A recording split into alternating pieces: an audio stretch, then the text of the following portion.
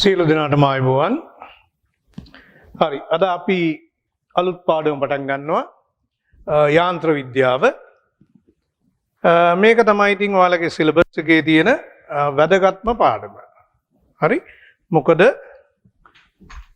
ප්‍රශ්න පත්‍රයේට වැඩිම දායකත්වයේ තියෙන පාඩම තමයි මේ. බහුවර්ණ ගැටලු 50න් වැඩිම සංඛ්‍යාවක් ප්‍රශ්න 12ක් විතර ලැබෙන්නේ යාන්ත්‍ර විද්‍යාවෙන්. එතකොට රචනා ප්‍රශ්න පත්‍රවලත් විවගත ප්‍රශ්නයකුත් ලැබෙනවා රචනා ප්‍රශ්නයකුත් ලැබෙනවා. ඒ කියන්නේ ප්‍රශ්න දෙකයි. හරි. එතකොට ඇත්තටම කියනවා නම් යාන්ත්‍ර විද්‍යාවයි තාපයේ පාඩමයි තමයි ඔච්චර ප්‍රශ්න පත්‍රයේට ගොඩක් දායකත්වයේ තියෙන පාඩම් දෙක. හරි. ඉතින් මේක ඊටාම වැදගත්. හොඳට ඉගෙන ගන්න මේ පාඩම. හරි. හොඳයි. අපේ යාන්ත්‍ර විද්‍යාව සිලබස් එක බෙදෙනවා ප්‍රධාන කොටස් දෙකකට. පළවෙනි එක තමයි ගති විද්‍යාව, ඩයිනමික්ස්. හරි. ගති විද්‍යාවේදී අපි ඉගෙන ගන්නේ චලිතය ගැන. දෙවෙනි කොටස තමයි ස්ථිති විද්‍යාව, ස්ටැටික්ස්. ඒකෙදී අපි ඉගෙන ගන්නේ නිශ්චලතාවයේ තියෙන සමතුලිතතාවය ගැන. හරි. දැන් උදාහරණයක් හැටියට හරියටම කියනවා නම් අපි තිරස් මේසයක් මත තියෙන වස්තුවක් මත හරි අපි හිතමු මෙහෙම තියෙන වස්තුවක් මත හරි මේ පැත්තෙන් දෙනවා 10 නිව්ටන් බලයක් දාලා තල්ලු කරනවා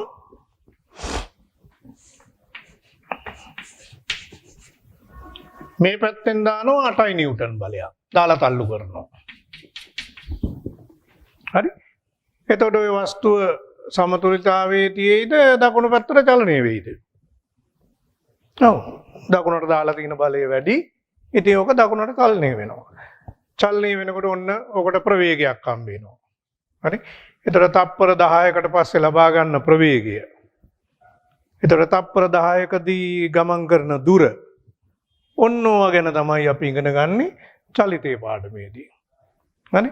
ඉතින් චලිත සමීකරණ එහෙම පාවිච්චි කරලා අපි හොයාගන්නවා මේ වස්තුව ලබා ගන්න ප්‍රවේගය තප්පර 10කදී වස්තුව යන දුර ඊළඟට ඒ චලිතය ගැන අඳිනවා කාලයත් එක්ක ප්‍රවේගය වෙනස් වෙන ප්‍රස්ථාරය ප්‍රවේග කාල ප්‍රස්ථාර විස්ථාපන කාල ප්‍රස්ථාරය ඔක්කොම ඉගෙන ගන්න තියෙන්නේ මේ පාඩම යටතේ. හරි චලිත සමීකරණ චලිත ප්‍රස්ථාර ඊළඟට නිව්ටන්ගේ චලිත නියම ඒ ඔක්කොම මේ පාඩම යටතේ. හරි ඊළඟට අපි හිතමු වස්තුවට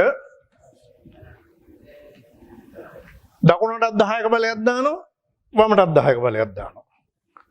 එතන මේ වස්තුව චලනය වෙයිද සමතුලිතතාවයේ තියෙයිද? සමතුලිතතාවයේ තියෙනවා. හරි. අන්නේ බලයන්ගේ සමතුලිතතාවය ගැන හරි. ඒ කියන්නේ බල කිහිපයක ක්‍රියාව යටතේ සමතුලිතතාවයේ තියෙන වස්තු ගැන ඉගෙන ගන්නවා. ස්ථිති විද්‍යාව යටතේ. හරි? ඕක යටතේ අපි ඉගෙන ගන්නවා බල දෙකක සමතුලිතතාවය අර වගේ බල තුනක සමතුලිතතාවය, බල සමූහයක සමතුලිතතාවය, සංප්‍රයුක්ත බලය. හරි ඒ ඔක්කොම ඉගෙන ගන්න තියෙන්නේ ස්ථිති විද්‍යාව පාඩම යටතේ. හරි? ඉතින් යාන්ත්‍ර විද්‍යාව සිලබස් එක ඔන්න ඔය ප්‍රධාන කොටස් දෙකෙන් තමයි සමන්විත. ලියගන්න. මාතෘකාව යාන්ත්‍ර විද්‍යාව mechanics.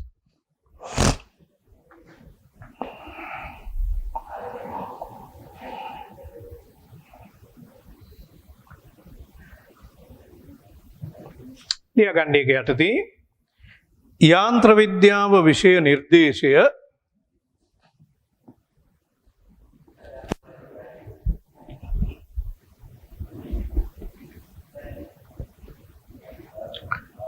ප්‍රධාන කොටස් දෙකකින් සමන්විතය.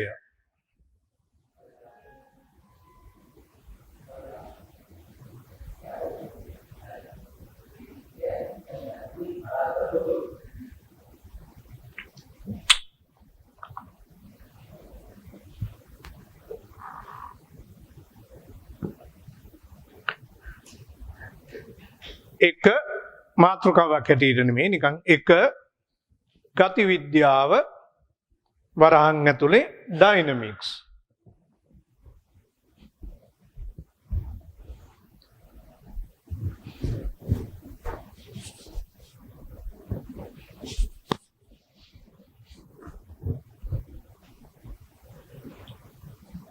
ඒකට නිකන් මේ ඊතලයක් දාලා ලියා ගන්න.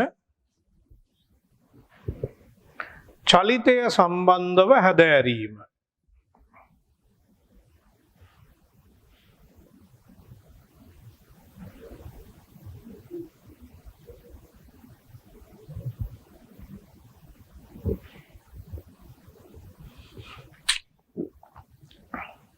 ඊළඟ පීලිය අරකට පල්ලෙහායි 2 ස්ථಿತಿ විද්‍යාව වරහන් ඇතුලේ ස්ටැටික්ස්.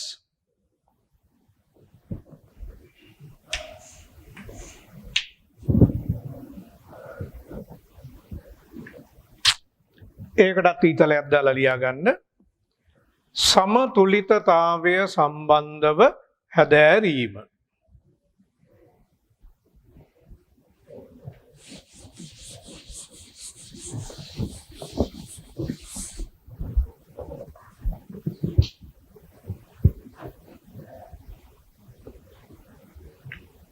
හරි. එහෙනම් අපි ඔය දෙකෙන් ඉස්සෙල්ලාම ගති විද්‍යාව පාඩම ඉස්සෙල්ලාම ඉගෙන ගමු. ලියා ගන්න පළවෙනි මාතෘකාව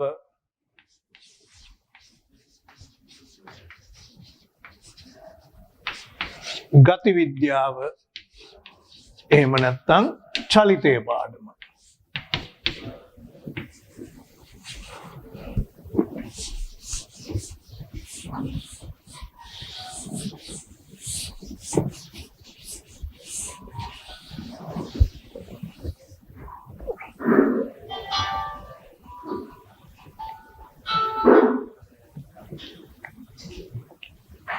හරි.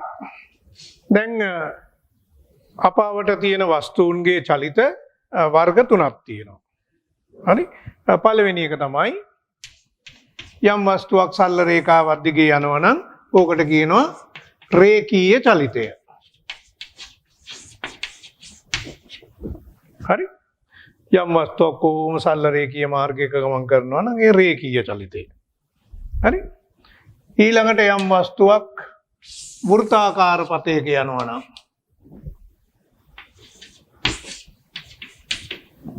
හරි.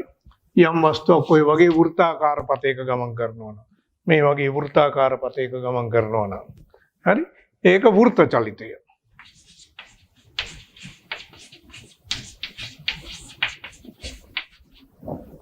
හරි. ඊළඟට එහෙම නැත්නම් ওই වගේ උකටම සමාන චලිතයක් තමයි මේ වගේ වස්තුව කිසියම් අක්ෂයක් වටා මෙහෙම කරකිනවා. ඒකට කියනවා භ්‍රමණ චලිතය කියලා. හරි. ඒකට වෘත්ත චලිතය වගේමයි භ්‍රමණ චලිතය. ඒ දෙකම හුඟක් එක වගේ. තුන්වෙනි එක තමයි යම් වස්තුවක් එකම ලක්ෂයක් වටා ඒ පැත්තටයි මේ පැත්තටයි මාරුවෙන් මාරුවට ගමන් කරනවා. මෙහෙම. හරි. හොඳ උදාහරණයක් තමයි සරල අවලම්බයක බට්ටා.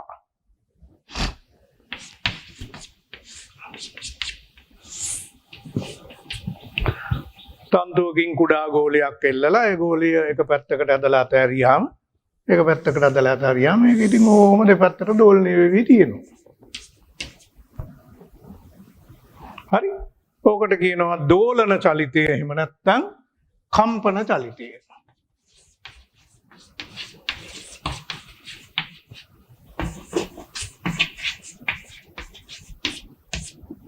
හරි. ඉතින් චලිත වර්ග ප්‍රධාන කොටස් 3කට බෙදුවා හැකියි. හරි. ලියා ගන්න. අප අවට ඇති වස්තුන්ගේ චලිත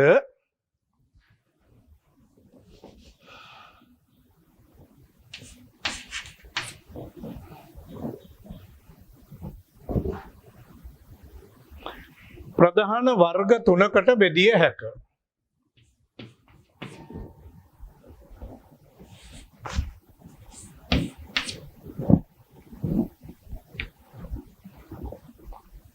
ප්‍රධාන වර්ග 3කට බෙදිය හැකියි. සිම්පල් ඒ කොටස රේඛීය චලිතය.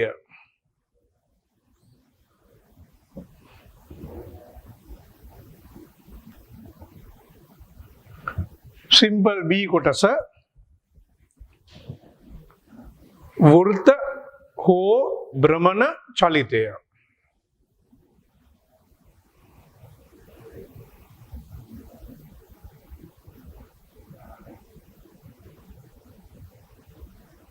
C කොටස දෝලන හෝ කම්පන චලිතය.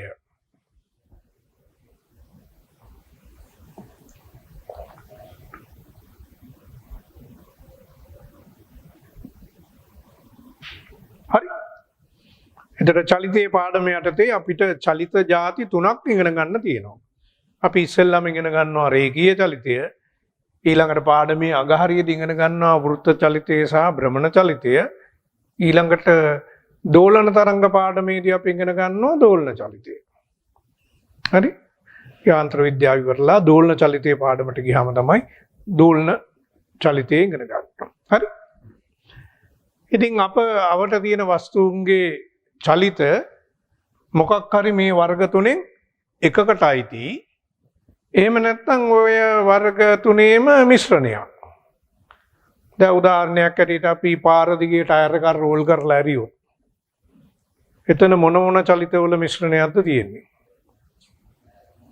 ටයර් එක පාර දිගේ යන හින්දා රේඛීය චලිතයක් තියෙනවා. හැබැයි යන්නේ කොහමද? කැරකි කැරකි යන්නේ. ඉතින් භ්‍රමණ චලිතයක් තියෙනවා. ඉතින් රේඛීය සහ භ්‍රමණ චලිතවල මිශ්‍රණයක් එතන තියෙනවා. හරි? ලියගන්න. ඕනෑම වස්තුවක චලිතය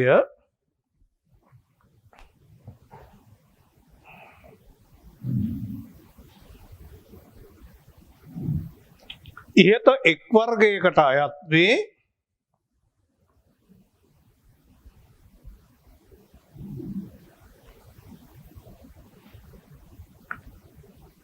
නැතහොත්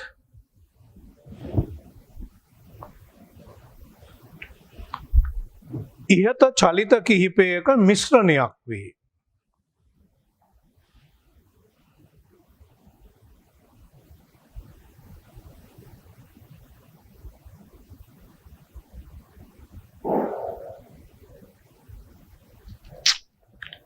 ඉහත චලිත කිහිපයක මිශ්‍රණයක් වේ.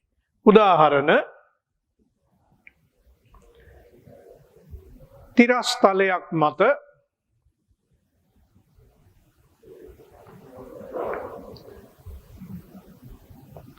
පෙරලෙන රෝදයක චලිතය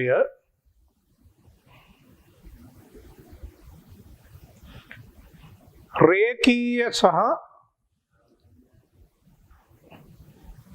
භ්‍රමණ චලිතවල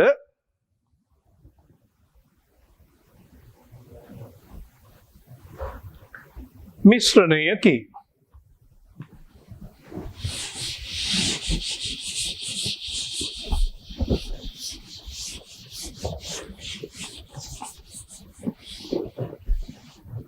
පළමුව රේඛීය චලිතය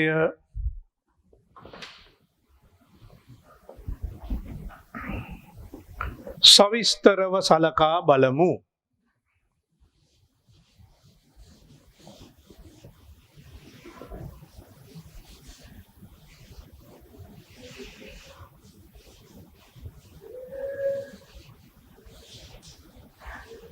හරි. රේඛීය චලිතයක් කියන්නේ යම් වස්තුවක් මේ වගේ දිගටම සරල රේඛාවක් දිගේ චලනය වෙනවා නම් ඕක රේඛීය චලිතයක්. හරි?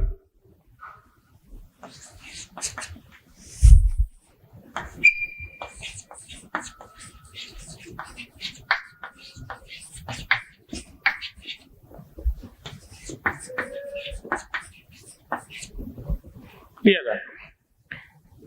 නියත දිශාවක් ඔස්සේ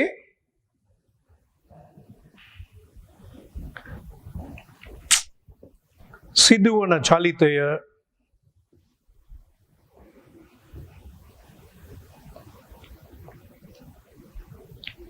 රේඛීය චලිතය යටින් ඉරක් රේඛීය චලිතය නම් වේ.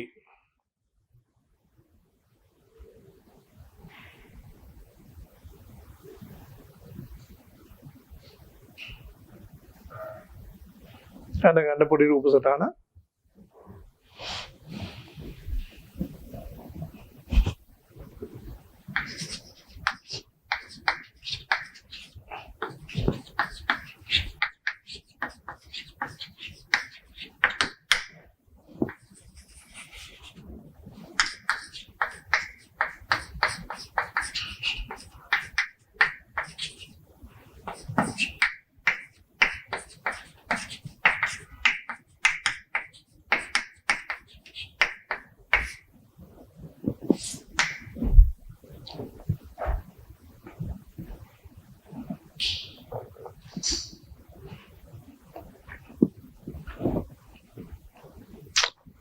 හරි අපි රේඛීය චලිතයේ අර්ථයේ ඉස්සල්ලාම ඉගෙන ගන්නේ දුර සහ විස්ථාපනය කියන මේ දෙකේ වෙනසයි.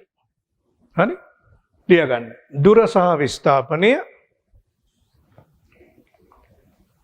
වරාන් ඇතුලේ ඔය ඉංග්‍රීසි වචන අනිවාර්යයෙන්ම ලියා ගන්නවා. ඔයාලට යුනිවර්සිටි ගිය දාක අනිවාර්යයෙන්ම ඕන වෙනවා. යුනිවර්සිටියට ගිය දා ඉඳන් පළවෙනි දේශනේ ඉඳන්ම ඉංග්‍රීසි මාධ්‍යයෙන් උගන්වන්නේ. ඉතින් විද්‍යාවට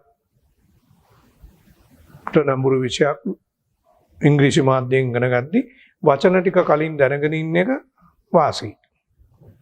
දුරට කියනවා distance, විස්ථාපනයට කියනවා displacement.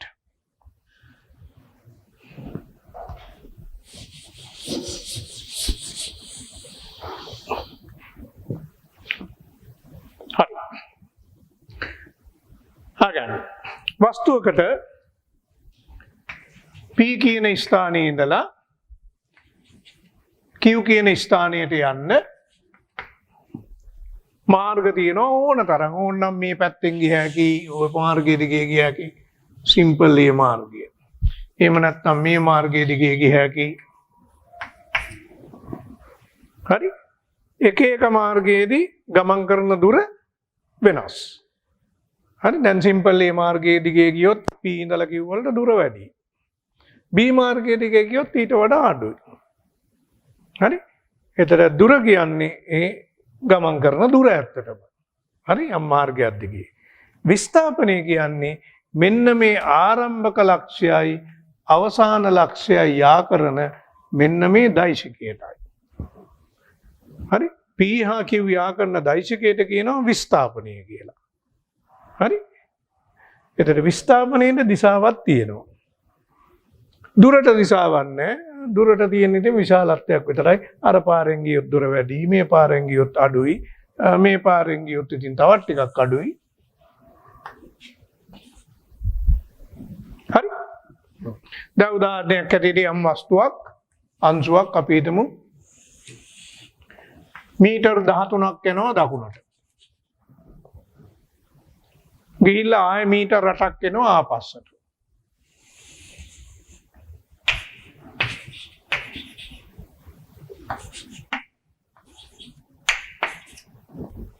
එතන මේ වස්තුවගේ දුර කීයද?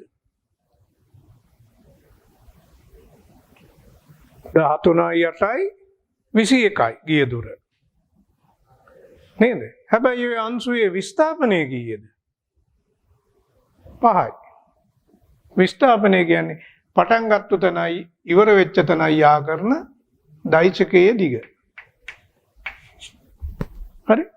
ඉතින් දුරයි විස්ථාපනයයි අතර වෙනස ඔන්න ඕකයි. ලියා ගන්න. චලනය වන වස්තුවක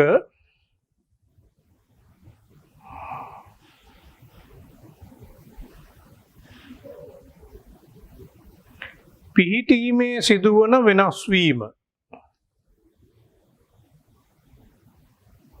පිහිටීමේ සිදුවන වෙනස් වීම දුර ලෙස හැඳින්වේ.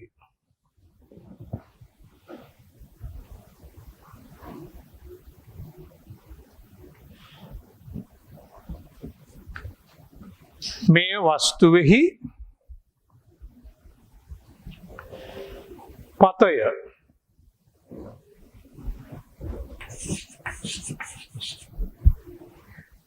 පතය වරහන් ඇතුලේ ගමන් කරන මාර්ගය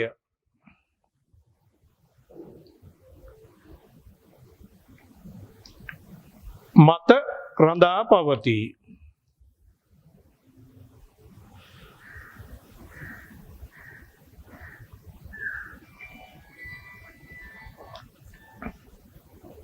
අද ගන්න මේ රූප සටහන මේ කන ගන්න.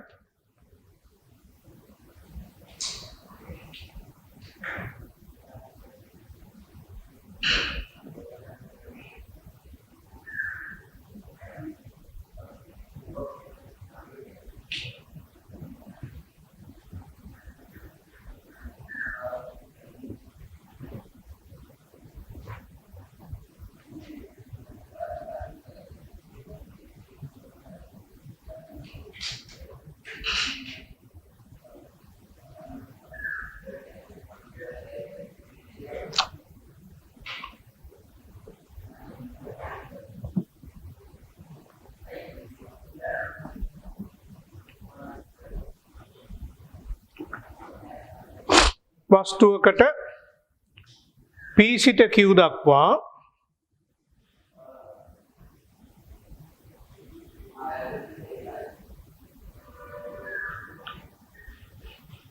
මාර්ග කිහිපයක් ඔස්සේ ගමන් කළ හැක.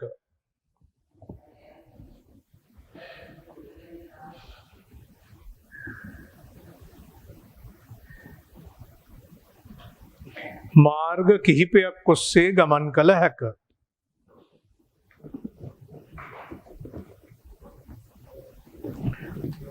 මාර්ගය අනුව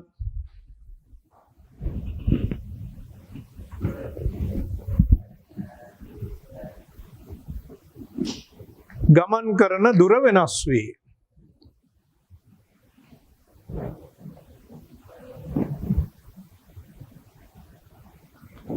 දුර අදිශ රාශියකි.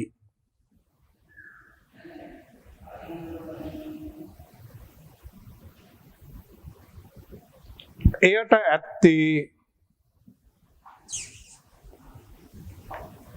විශාලත්වයක් පමණි.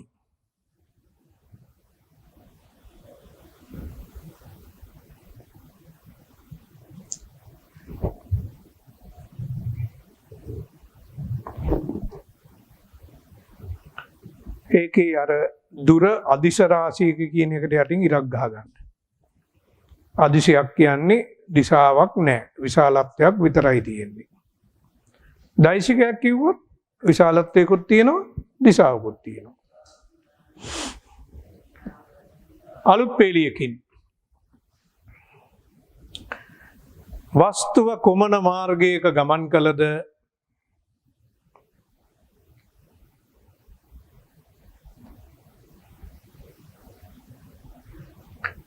P හා Q යා කරන දෛශිකය මගින්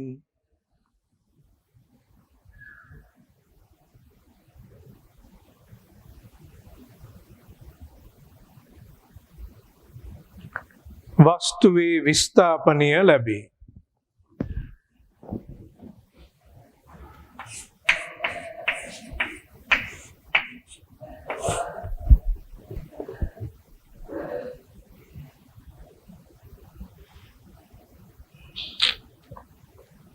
විස්ථාපනය ලැබේ. වරහන් ඇතුලේ තියාගන්න මෙහෙම.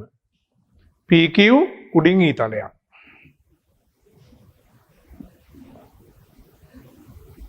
ඔය උඩින් ඊතලයක් දාන එකේ තේරුම මොකද්ද?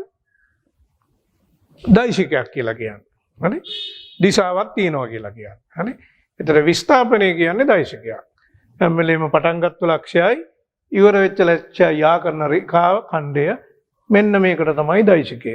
PQ විස්ථාපනය කියන්නේ ඔකට තමයි. හරි? එයට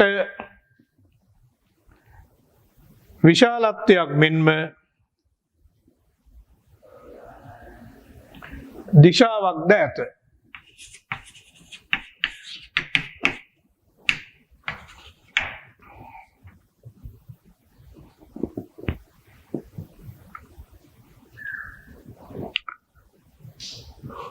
දුර සහ විස්ථාපනය මැනීමේ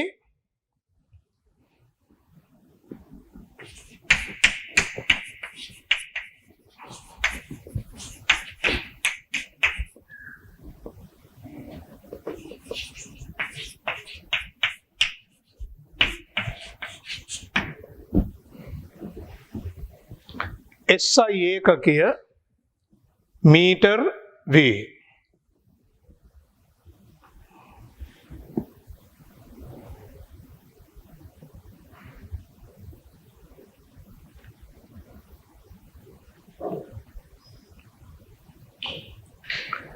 උදාහරණ 1.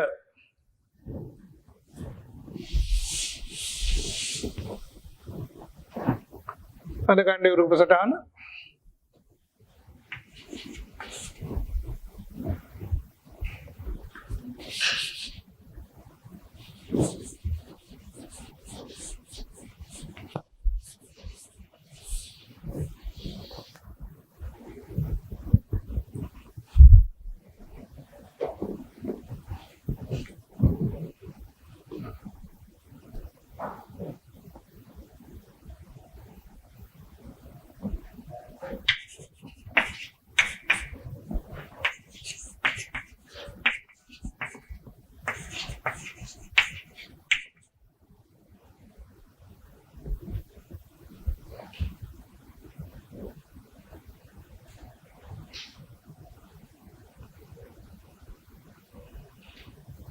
හරි. එතකොට වස්තුව A ඉඳන් 13ක් දකුණට ගිහිල්ලා ආපහු හැරිලා 8ක් වමට ඇවිල්ලා. එතකොට වස්තුව ගමන් කළ දුර කොච්චරද? 13 ධන 8 21 මීටර. හැබැයි විස්ථාපනය කොච්චරද? විස්ථාපනය ඇවිල්ලා A සහ B ආකරන දෛශිකය.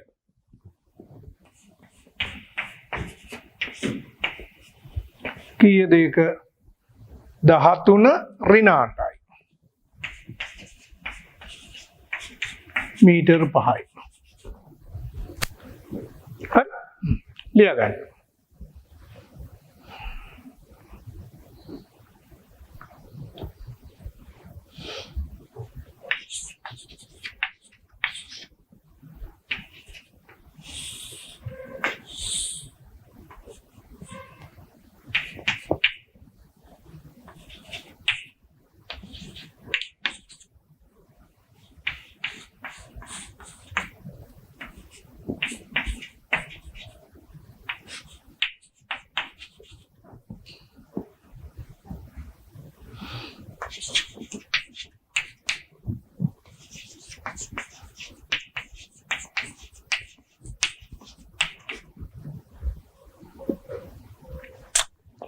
උදාහරණ 2 අරගන්න.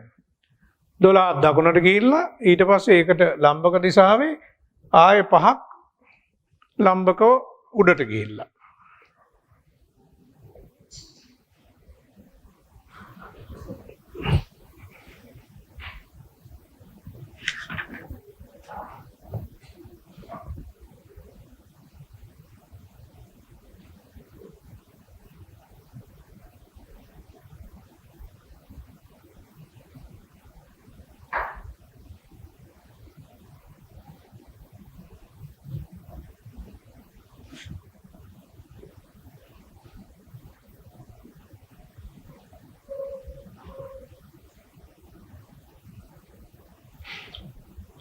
හරි.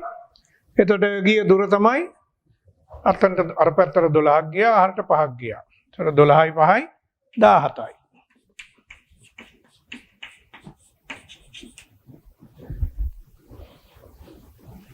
හැබැයි විස්ථාපනය කීයද? විස්ථාපනය කියන්නේ පටන් ගත්තු තනයි අර ඉවර වෙච්ච තනයි යා කරන දෛශිකය. විස්ථාපනය කියන්නේ AB දෛශිකය. AB දෛශිකයේ දිග කීයද ඉතින් පයිතගොරස් ප්‍රමේයයෙන්?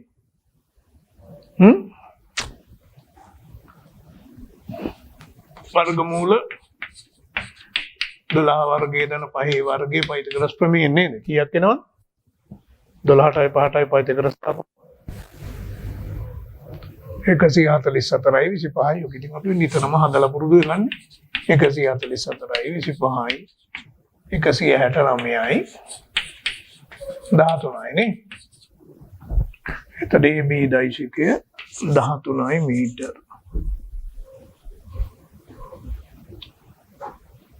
ඕනනම් ඔය පැත්තකින් පයිතගරස් ප්‍රමේය දාලා ඒ B වල දිග හොයපු හැටිත් දාගන්න ඕන.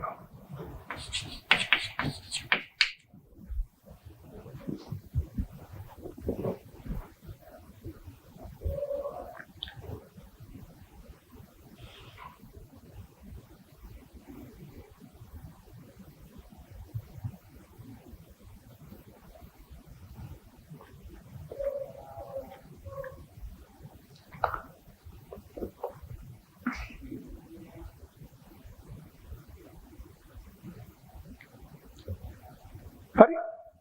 එතකොට විස්ථාපන කියන්නේ දෛශිකයක්. හරි. දිශාවක් තියෙනවා. හරි. හැබැයි ඊතලයේ දාන්නේ හැම වෙලෙම මේ කවදාවත් මේ විස්ථාපනයේ තියෙන පැත්තට ඊතලයේ දාන්න යන්න එපා. හරි. මේ අතට ඊතලයේ මෙහෙම දාන්න එහෙම එපා. ඔහොම දාන්න එපා ඊතලයේ. හරි. මොකද මේ ඊතලයෙන් නියෝජනය කරන්නේ මේකෙන් කියන්නේ තියෙන දිශාව පෙන්වන්න හදන එක නෙමෙයි මේ ඊතලෙන් කරන්නේ. මේකෙන් කරන්නේ විස්ථාපනය කියන්නේ දෛශිකයක් කියන එක පෙන්නනවා. හරි? එහෙම නැතුව අර දිශාව තියෙන පැත්ත පෙන්වන්න ඊතලයේ ගහන සිරිතක් නැහැ. නිකන් උඩින් ඊතලයේ ගහනවා මේක දෛශිකයක් කියලා පෙන්වන්න. හරි? හරි එතකොට මතක තියාගන්න 12ටයි 5ටයි පයිතගරස් දාපුවම එන්නේ 13යි. ඉතින් ආයෙ ඊට පස්සේ ඉතින් ආයෙ දාන්න යන්න එපා ඒක මතක තියාගන්න කටපාඩමින්. හරි? ඔය වගේ මතකයි නුගලන්ට 3ටයි 4ටයි පයිතගරස් දාපුවම කීයද? 4ටයි 3ටයි පයිතගරස් දාපුවම කීයද එන්නේ? 5යි. නේද? 4 වර්ගයේ 16යි 3 වර්ගයේ 9යි 16යි 9යි 25යි වර්ගමූලය 5යි. හරි? ඒ වගේම නිතරම පාවිච්චි වෙන ඒවා මතක තියාගන්න. හරි? එතන මේ දෙකට කියන්නේ නේද? 12ටයි 5ටයි 13 නම් 1.2ටයි 0.5ටයි කීයද? පයිතගරස් දාපුවා.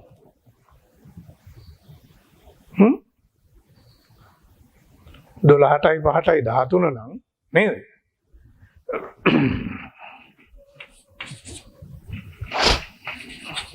1.2ටයි 1.5ටයි පයිතගරස් දැම්මොත් කීයක් වෙයිද? 1.3යි. හරි? 1.3යි. ඔය ඉතින් මිම්මත්තට මතක තියාගන්න. හරි? ආයෙ මට කියන්න මේවා. යමක් ඉගෙන ගත්ත ගමන් ඒකේ ප්‍රතිඵලය මතක තියාගන්න. 12ටයි 5ටයි 13 නම් 12 ව දෙකක් 24යි 5 ව දෙකක් 10යි 5ටයි 10ටයි කීයක් වෙයිද? 24ටයි 10ටයි 26යි. හරි? 24යි කියන්නේ 12 ව දෙකක්. අර 5 ව දෙකක්. එහෙනම් එන්න ඕන 13 ව දෙකක්. 26යි. හරි? එතකොට මිම්මත්තට අන්නේව මතක තියාගන්න ඉගෙන ගත්තු කරුණු. 4ටයි 3ටයි 5යි නම් මට කියන්නකෝ එහෙනම් 4.8ටයි 3.6ටයි කීයද?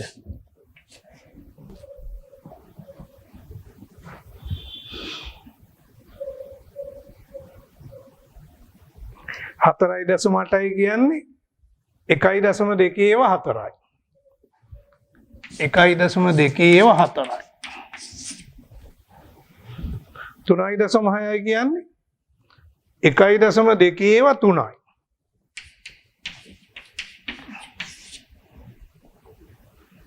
එහෙනම් කරණේ එන්න කියන 1.2 ඒවා 5යි. 4ටයි 3ටයි 5යි. 1.2 ඒවා 5යි. 1.2 ඒවා 5යි කියන්නේ කීයද ඉතින්? 6යි. හරි? ඔන්න ඔය වගේ එකක් ඉගෙන ගත්තාම හරි ඒක පාවිච්චි කරන්න ඉගෙන ගන්න ඊට පස්සේ ඒක චුට්ටක් වෙනස් කරලා ලැබුණොත් ටක් ගාලා ඒක පාවිච්චි කරලා උත්තරේ මොනෝමෙන් දාන්න. එහෙම නැතුව මේවා ඉතින් මෙහෙම වරහන් අස්සට දාගෙන 4.8 වර්ගය ධන 3.6 වර්ගය හරි ඕක හොයන්න ගියාම විනාඩි 5ක් විතර නාස්ති වෙනවා. හරි? හරි. ඒ තමයි දුරයි විස්ථාපනයයි අතර වෙනස. හරි? ඊළඟට අපි බලමු වේගයයි ප්‍රවේගයයි අතර වෙනස මොකක්ද කියලා.